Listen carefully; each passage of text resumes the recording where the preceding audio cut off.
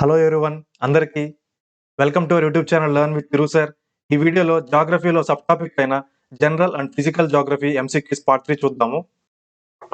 Coming to the 31st question, the atmosphere's temperature remains constant at mesopause, tropopause, stratopause, all the above. The right answer is option 4, all the above. Coming to the smart learning corner, the tropopause extends above the troposphere. Temperature remains constant with height in this layer. The stratopause lies above the stratosphere, and like the tropopause, temperature remains constant with height. The mesopause lies above the mesosphere, separating it from the thermosphere. Atmosphere లో temperature అనేది ఎక్కడెక్కడ constant గా ఉంటుందంటే it remains constant in mesopause, tropopause and stratopause, right? So ఇక్కడ ఇచ్చిన ఈ 3 layers లో కూడా టెంపరేచర్ అనేది అట్మాస్ఫియర్ లో కాన్స్టెంట్ గా ఉంటుంది. దీని గ్రాఫ్ రూపంలో చూసి అండర్స్టాండ్ చేసుకుందాము, రైట్? ఇక్కడ మనం ఎక్స్ యాక్సిస్ లో టెంపరేచర్ తీసుకున్నాము. టెంపరేచర్ ఒక ఎస్ఐ యూనిట్ ఏంటంటే కెల్విన్, రైట్? అలాగే వై యాక్సిస్ లో హైట్ తీసుకున్నాము, it is in kilometres. So ఇక్కడ మనం చూసుకుంటే అర్త్ సర్ఫేస్ నుంచి వచ్చే ఫస్ట్ టాప్ లేయర్ ఏంటంటే అట్మాస్ఫియరిక్ లేయర్, ట్రోపోస్ఫియర్, రైట్? దానిపైన స్ట్రాటోస్ఫియర్ ఉంటుంది, దాని తర్వాత మెసోస్ఫియర్ ఉంటుంది, దీని తర్వాత థర్మోస్ఫియర్ ఉంటుంది, రైట్? ఈ ట్రోపోపాస్ అనేది ఎక్కడ అక్కర్ అవుతుందంటే it is on the top portion of the troposphere, right? So ఈ లేయర్ నే, ఈ రీజియన్ ని ఏమంటారంటే ట్రోపోపాస్ అంటారు అనమాట, రైట్? ఇక్కడ మనం చూసుకుంటే ఇది టెంపరేచర్ యొక్క graph with respect to height, right? So ఈ ట్రోపోపాస్ ఈ ఏరియాలో చూసుకుంటే ఇక్కడ టెంపరేచర్ అనేది హైట్ పెరిగే కొద్దీ కాన్స్టెంట్ గానే ఉందన్నమాట ఇక్కడ టెంపరేచర్, రైట్? అలాగే కమింగ్ టు ద స్ట్రాటోపాస్, స్ట్రాటోపాస్ అనేది స్ట్రాటోస్ఫియర్ పైన ఉండే లేయర్ ని స్ట్రాటోపాస్ అంటారు, రైట్? సో ఈ లేయర్ నే మనము స్ట్రాటోపాస్ అంటాము. ఇక్కడ కూడా చూసుకుంటే ఇక్కడ టెంపరేచర్ అనేది హైట్ పెరిగే కొద్దీ ఇక్కడ టెంపరేచర్ అనేది కాన్స్టెంట్ గానే ఉంది, రైట్? అలాగే మెసోపాస్, ఈ మెసోపాస్ అనేది మెసోస్ఫియర్ పైన ఉంటుంది, రైట్? సో ఈ లేయర్ నే మెసోపాస్ అంటారు. ఇక్కడ కూడా టెంపరేచర్ అనేది కాన్స్టెంట్ గా ఉంటుంది అనమాట, రైట్? సో అట్మాస్ఫియర్ లో ఈ 3 పాసెస్ లోనే టెంపరేచర్ అనేది కాన్స్టెంట్ గా ఉంటుంది, రైట్? నెక్స్ట్ క్వశ్చన్ చూద్దాం. Which is the largest oxbow lake in India? Chilika lake, Kanwar lake, Dal lake, Vintala lake. The right answer is Kanwar lake. Coming to the smart learning corner, Kanwar lake is the largest oxbow lake not only in India but also in the world. It is also known as Kabartal Lake or Kabartal Wetland, located in the Begusarai district of Bihar, India, and covers an area of 67.37 square kilometers. It is also the largest freshwater oxbow lake in Asia. Kanwar Lake is the only Ramsar site in Bihar declared in November 2020. ఇండియాలో largest oxbow lake ఏదంటే Kanwar lake. ఇది ఇండియాలోనే కాదు, this is the largest oxbow lake in the world also, right? దీన్నే కబర్తాల్ lake are కబర్తాల్ wetland అని కూడా అంటారు. ఇది ఎక్కడ ఉందంటే ఇండియాలో బీహార్ స్టేట్ లో బెగుసరాయ్ డిస్ట్రిక్ట్ లో ఉంది, రైట్? దీని యొక్క ఏరియా ఎంత అంటే 67.37 స్క్వేర్ కిలోమీటర్స్ ఇది ఉంటుంది, రైట్? కన్వర్ లేక్ అనేది this is also the largest fresh water oxbow lake in Asia, right? So అలాగే బీహార్ లో ఉన్న Ramsar site, one and only Ramsar site ఏదంటే కన్వర్ లేక్. ఇది నవంబర్ 2020 డిక్లేర్ చేయబడింది రామ్సార్ సైట్ గా, right? Oxbow lake is a U shaped lake. Oxbow lake అంటే nothing but ఏంటంటే ఇట్లా యూ షేప్ లో ఉంటుంది అనమాట, ఇట్లా యూ షేప్ లో రేంజ్ అయి ఉంటుంది అనమాట. సో దీన్నే ఆక్స్బౌ లేక్ అంటారు, రైట్? రామ్సార్ సైట్ గురించి కూడా చూద్దాము. A Ramsar site is a wetland site designated to be one of the international importance under the Ramsar Convention, also known as the Convention of Wetlands, an international environmental treaty signed on 2nd February 1971 in Ramsar, Iran, established by UNESCO. So ఈ UNESCO ద్వారా ఏర్పాటు చేసినటువంటి ఒక organisation ఈ Ramsar convention. దీన్ని the convention of wetlands అని కూడా అంటారు. దీని యొక్క పని ఏంటంటే వరల్డ్ లో ఉన్న వెట్లాండ్స్ కి ఏంటంటే ఇంటర్నేషనల్ ఇంపార్టెన్స్ ఇస్తూ వాటిని రామ్సార్ సైట్స్ గా వీటిని డిక్లేర్ చేస్తారనమాట, రైట్? సో దట్ ఇవన్నీ కూడా రామ్సార్ కన్వెన్షన్ యొక్క ప్రొటెక్షన్ లోకి వస్తాయి అనమాట, రైట్? ఇది ఈ ఫస్ట్ ట్రీటీ ఎక్కడ జరిగిందంటే ఇరాన్ లోని రామ్సార్ లో జరిగింది. సో ఆ ఏరియా పేరుతోనే ఈ ఆర్గనైజేషన్ మీన్స్ రామ్సార్ కన్వెన్షన్ అని దీనికి నేమ్ చేశారు, right? As of 2023 India has 75 Ramsar sites. So 2023 year వరకు ఇండియాలో టోటల్ రామ్సార్ సైట్స్ ఏంటంటే 75 రామ్సార్ సైట్స్. రిమైనింగ్ ఆప్షన్స్ గురించి చూద్దాం. Chilika lake is the largest brackish water lagoon in Asia and second largest coastal lagoon in the world, located in the Odisha state. In 1981, Chilika Lake was designated as a Ramsar site. So Chilika Lake అనేది it is the largest brackish water lagoon in Asia. Brackish means nothing but ఏంటంటే somewhat సాల్టీగా ఉంటుంది అనమాట ఇక్కడ water అనేది. అలాగే so lagoon అంటే nothing but ఏంటంటే it is a small portion of water land means wetland అనమాట which is separated from the large water body. So ఇక్కడ కూడా వాటర్ ఉంటుంది, ఇక్కడ కూడా వాటర్ ఉంటుంది. So this is the large body of water and this is the small body of water. ఇది natural barriers తో separate అవుతుంది అనమాట. Natural barriers nothing but rocks తో ఇది డివైడ్ చేయబడుతుంది అనమాట. సో దీన్ని ఏమంటారంటే లగూన్ అంటారు, రైట్? సో ఇలా ఉండేదాన్ని ఏమంటారంటే ఆక్స్ బౌ లేక్ అంటారు. ఈ చిలికా లేక్ అనేది this is the largest brackish water lagoon in Asia. అలాగే వరల్డ్ లోనే second largest coastal lagoon, right? ఇది ఎక్కడ ఉందంటే ఇది ఇండియాలో ఒడిశా స్టేట్ లో ఉంది. ఇది 1981 లో రామ్సార్ కన్వెన్షన్ వాళ్ళు దీన్ని రామ్సార్ సైట్ గా గుర్తించారు. Dal lake is a recreational lake in Srinagar, the summer capital of Jammu and Kashmir. Jammu is the winter capital. So ఈ దాల్ లేక్ అనేది it is in Srinagar, right? ఈ దాల్ లేక్ అనేది ఇది రీక్రియేషన్ సైట్ మీన్స్ ఇక్కడ ఇది ఒక టూరిస్ట్ ప్లేస్ అనమాట. ఇక్కడ చాలా టూరిస్ట్స్ అలాగే లోకల్ రెసిడెంట్స్ కూడా వచ్చి ఫ్రీక్వెంట్ గా ఇక్కడ సేద తీరుతుంటారు అనమాట, రైట్? ఇది ఎక్కడ ఉందంటే శ్రీనగర్ లో ఉంది. Srinagar is a city in the Jammu and Kashmir. Right no Jammu and Kashmir అనేది it is not a state, it is divided into 2 union territories, right? One is Jammu and Kashmir and the other is Ladakh, right? ఈ శ్రీనగర్ అనేది జమ్మూ అండ్ కాశ్మీర్ కి summer capital గా ఉంటుంది, జమ్మూ అనేది winter capital గా ఉంటుంది. వింతలా lake is a natural oxbow lake in the Thrissur district of Kerala, India. It is the only oxbow lake in South India. Vintala lake ఇది ఎక్కడ ఉందంటే ఇది కేరళలోని త్రిశూర్ డిస్ట్రిక్ట్ లో ఉంది. It is also a natural oxbow lake. So south ఇండియాలో ఉన్న one and only oxbow lake ఏదంటే Vintala lake. Next question, which type of mountains are the Himalayas? Dome, old fold, young fold, block. The right answer is young fold. Coming to the smart learning corner, the Himalayas are young-fold mountains. The Himalayas are the world's highest mountain range. They were formed by the collision of Indian plate and the Eurasian plate, which began 50 million years ago and continues today. ఈ Himalaya mountain ranges ఎలా ఏర్పడ్డాయంటే దాదాపు 50 million years ముందర ఏంటంటే ఈ Himalaya ranges అని form అయ్యాయి. So these were formed by the collision of India plate and Eurasian plate. So ఇవి earth crust లో ఉంటాయి అనమాట. వీటి కొలిజన్ వల్ల ఏంటంటే ఈ మౌంటైన్ రేంజెస్ అనేది ఇక్కడ ఫామ్ అయ్యాయి అనమాట. సో ఈ హిమాలయాస్ అనేది ఏ టైప్ ఆఫ్ మౌంటైన్స్ అంటే young fold mountains, right? So and ఈ Himalayas world's highest mountain ranges, right? Mountains can be mainly categorized into 5 types: volcano, fold, plateau, fault block and dome. Mountains అనేవి ముఖ్యంగా 5 types గా categorize చేశారు. So అవేంటంటే volcanic mountains, fold mountains, plateau mountains, fault block mountains and dome mountains. So ఈ ఒక్కొక్క type గురించి కూడా discuss చేద్దాము. Volcanic mountains form when magma erupts from the deep inside the earth through the crust and piles up on itself. Volcanic mountains means nothing but ఏంటంటే ఈ earth interior లో ఉండే hot molten material వీటిని magma అంటారు. ఈ magma అనేది ఈ earth crust ని క్రాస్ చేసి పుష్ చేసి రావడం వల్ల మెల్లిమెల్లిగా ఇది పైల్ లాగా ఏర్పడుతుంది, మీన్స్ ఒక హీప్ లాగా ఏర్పడుతుంది అనమాట. సో వాటిని ఏమంటారంటే వోల్కనిక్ మౌంటైన్స్ అంటారు. సో ఇవి ఎలా ఫామ్ అవుతాయంటే మాగ్మా ద్వారా ఫామ్ అవుతాయి కాబట్టి వీటిని వోల్కనిక్ మౌంటైన్స్ అంటారు. ఫోల్డ్ మౌంటైన్స్ గురించి చూద్దాము. Fold mountains are formed when continental plates collide and are folded by compression. These are of 2 types, old and young fold. Old fold mountains are lower than young fold mountains and have a gentle slope, whereas young fold are higher than old fold mountains and have rugged slope. So Himalayas అనేవి fold mountains, right? ఈ fold mountains అనేవి continental plates అనేవి collide అవడం వల్ల ఏంటంటే ఈ fold mountains అనేవి ఏర్పడతాయి, రైట్? ఇవి ఎలా ఏర్పడతాయంటే ఇవి ఫోల్డ్ షేప్ లో ఉంటాయి అన్నమాట. మీన్స్ అర్త్ క్రస్ట్ అనేది ఇక్కడ ఉన్న కొలిజన్ వల్ల ఏంటంటే ఇది ఫోల్డ్ మీన్స్ ఎట్లా ఉంటుందంటే ఇక్కడ చూసుకుంటే మనము ఇట్లా ఫోల్డ్ అవుతుంది అనమాట. సో వీటిల్ని ఫోల్డ్ మౌంటైన్స్ అంటారు, right? These are fold mountains. So ఈ ఫోల్డ్ మౌంటైన్స్ లో 2 టైప్స్ ఉంటాయి. One is old fold mountain and the other is young fold mountain. ఈ ఓల్డ్ ఫోల్డ్ మౌంటైన్స్ కి యంగ్ ఫోల్డ్ మౌంటైన్స్ కి డిఫరెన్స్ ఏంటంటే ఈ ఓల్డ్ ఫోల్డ్ మౌంటైన్స్ అనేటివి young fold mountains కన్నా హైట్ అనేది తక్కువగా ఉంటాయి అనమాట, రైట్? అలాగే వీటి స్లోప్ అనేది చాలా జెంటిల్ గా ఉంటుంది అనమాట, రైట్? సో ఈ యంగ్ ఫోల్డ్ మౌంటైన్స్ అనేవి these are higher than old fold mountains and వీటికి ఏంటంటే రగ్డ్ స్లోప్ ఉంటుంది, మీన్స్ ఇట్లా ఎగుడు దిగుడుగా ఉంటుంది అనమాట స్లోప్ అనేది, రైట్.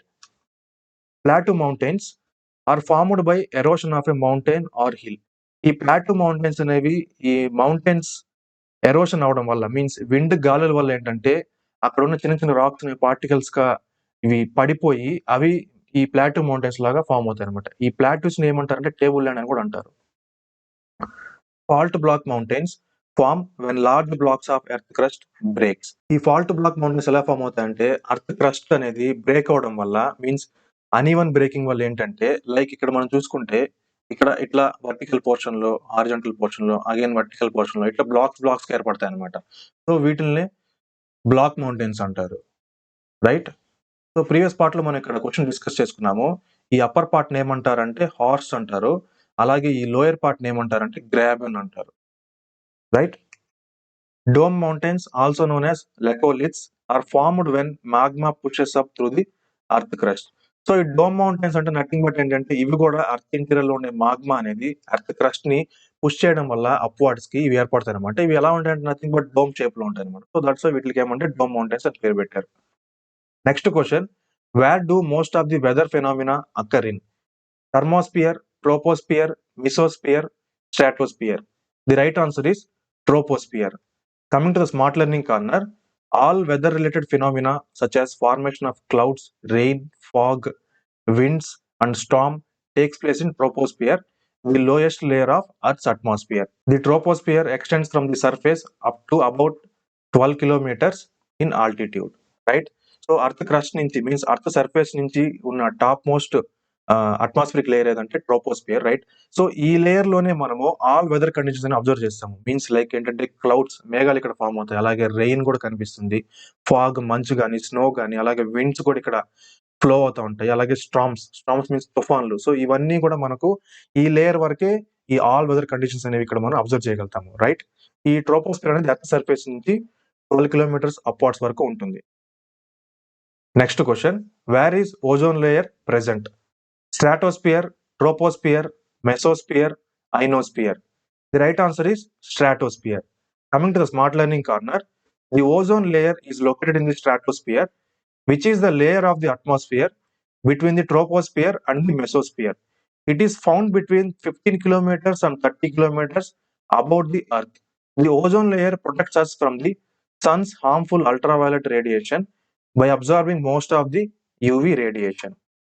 ఈ ఓజోన్ లేయర్ అనేది స్ట్రాటోస్పియర్ లో ఉంటుంది. Stratosphere is one of the layers of the earth atmosphere. ఈ స్ట్రాటోస్పియర్ అనేది ట్రోపోస్పియర్ కి అలాగే మెసోస్పియర్ కి మధ్యలో ఉంటుంది. ఈ ఓజోన్ లేయర్ అనేది అర్త్ సర్ఫేస్ నుంచి 15 to 30 కిలోమీటర్స్ రేంజ్ లో ఉంటుంది అనమాట ఈ ఓజోన్ లేయర్ అనేది.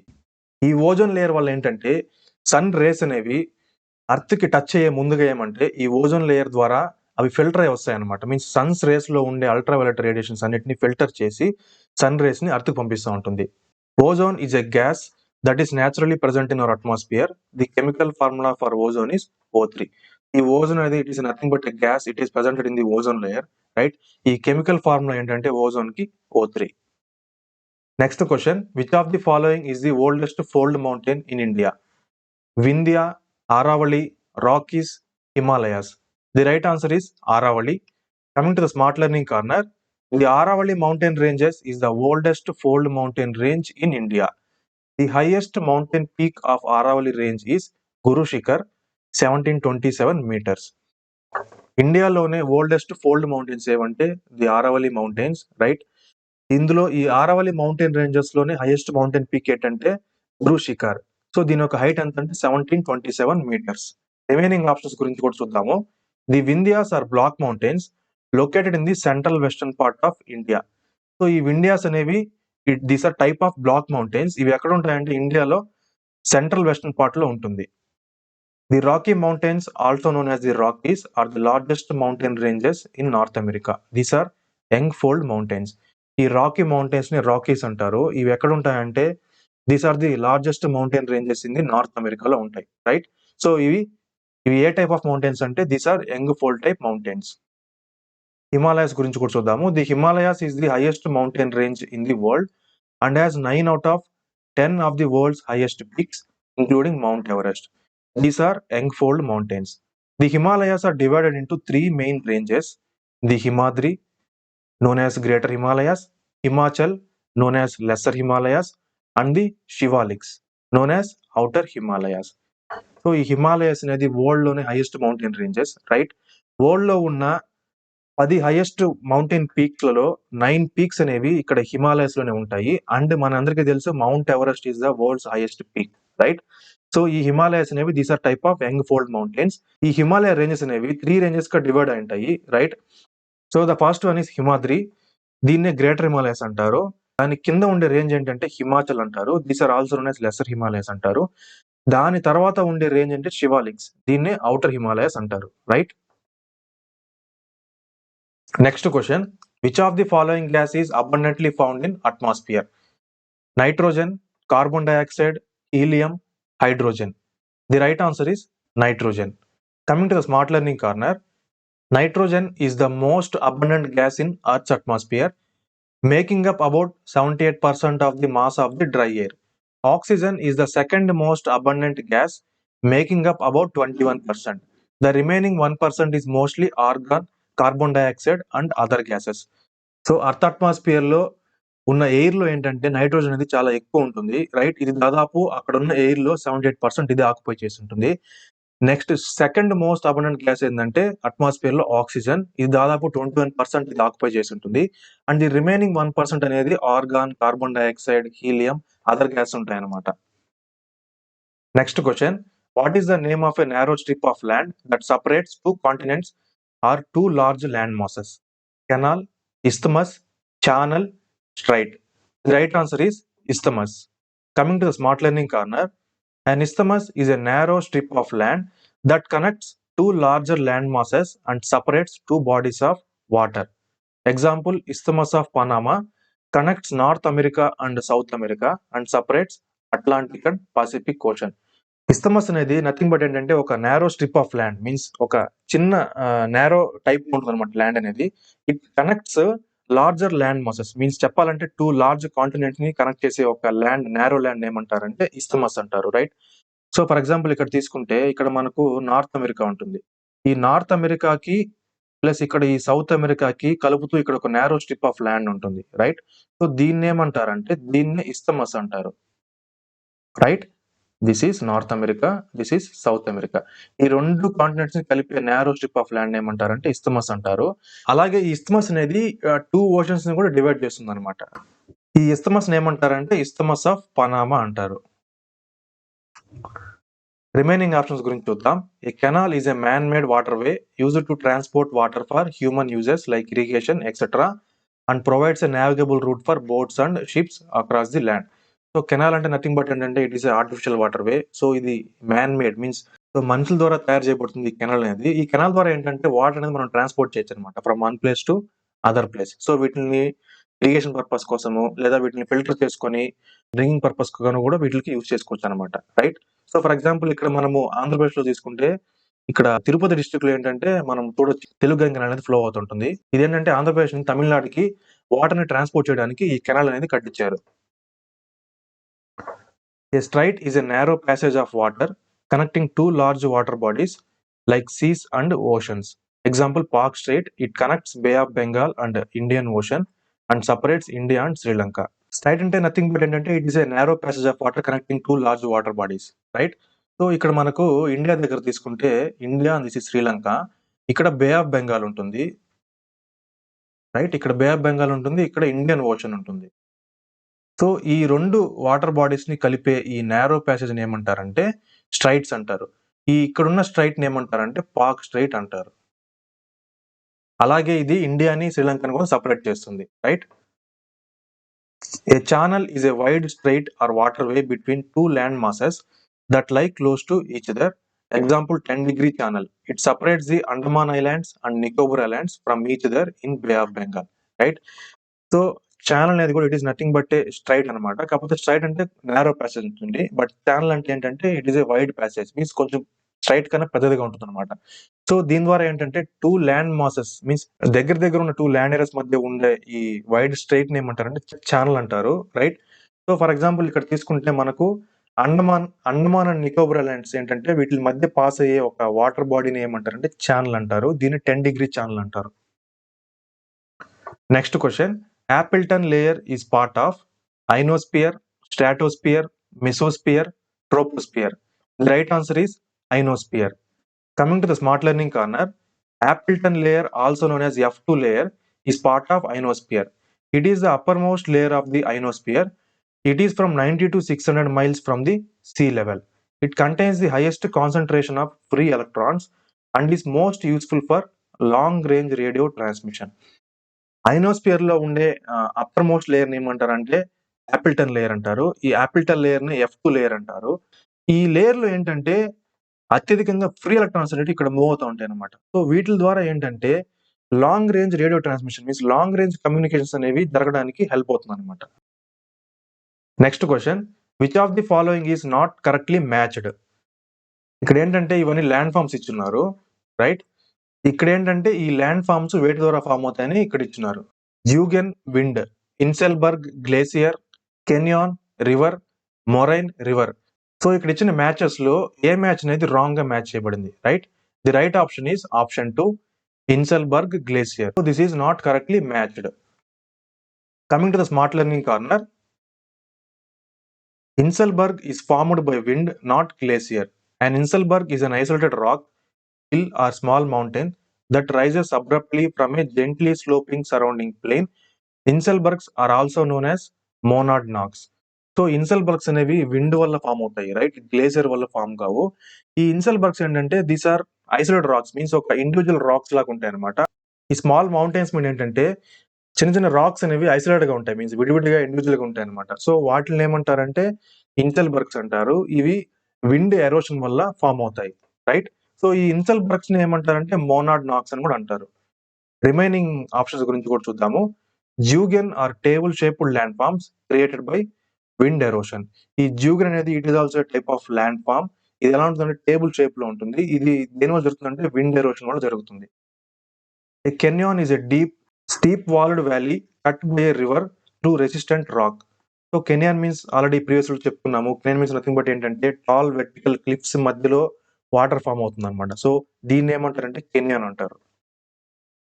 Moraines are accumulations of glacial debris made up of soil and rock left behind by moving glaciers. So ఈ గ్లేసియర్స్ మూవ్ అవడం వల్ల ఏంటంటే వాటి యొక్క డెబ్రిస్ మీన్స్ వాటి యొక్క సాయిల్ కానీ రాక్స్ వల్ల ఒక లేయర్ ఏర్పడుతుంది అనమాట. సో ఆ సర్ఫేస్ ఏమంటారంటే మొరైన్స్ అంటారు అనమాట.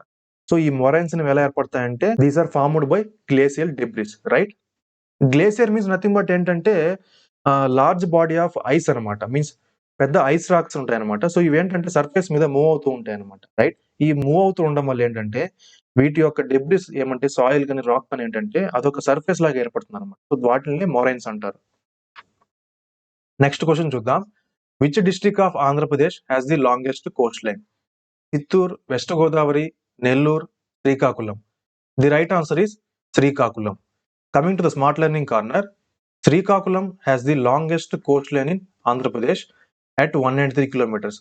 ఆంధ్రప్రదేశ్లోనే లాంగెస్ట్ కోస్ట్ లైన్ కలిగిన డిస్ట్రిక్ట్ ఏదంటే Srikakulam. Srikakulam Coast line length ఏంటంటే 193 కిలోమీటర్స్, రైట్? దీని తర్వాత నెల్లూరు ఇది సెకండ్ ప్లేస్ లో ఉంటుంది. Nellore as a Coast line of 167 kilometres. Third place లో వచ్చి Visakhapatnam Coast line. Visakhapatnam as a Coast line of 135 kilometres, right? The west Godavari district of Andhra Pradesh has the shortest Coast line around 23 kilometres. Andhra Pradesh లోనే shortest Coast line కలిగిన district ఏదంటే west Godavari. దాని length అంటే 23 kilometres.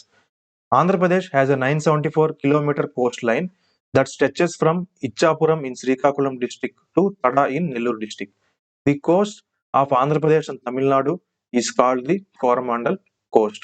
Andhra Pradesh లో Coast line length ఏంటంటే 975 kilometres, right?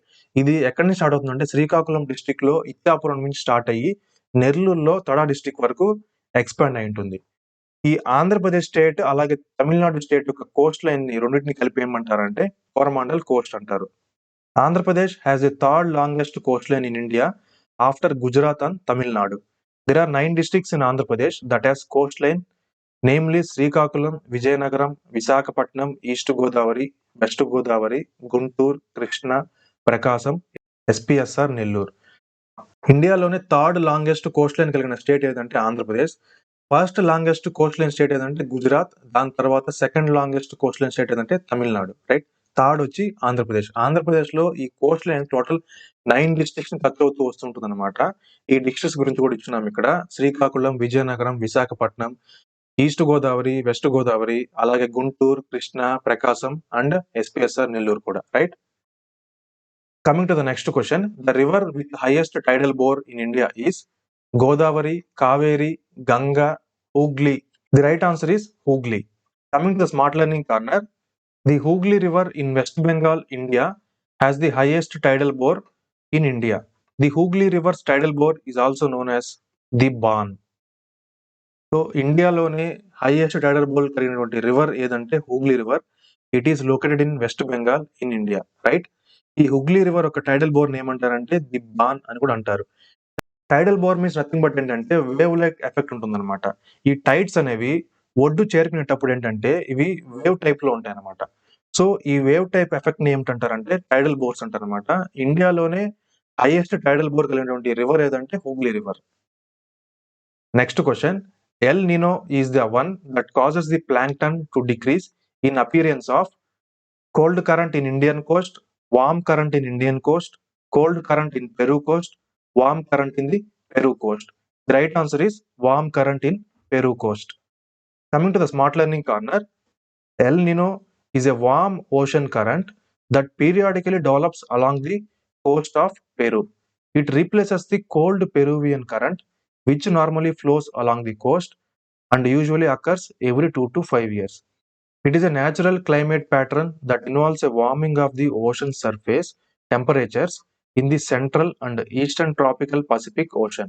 El Nino results in the reduction of amount of plankton, which further reduces the number of fish in the sea.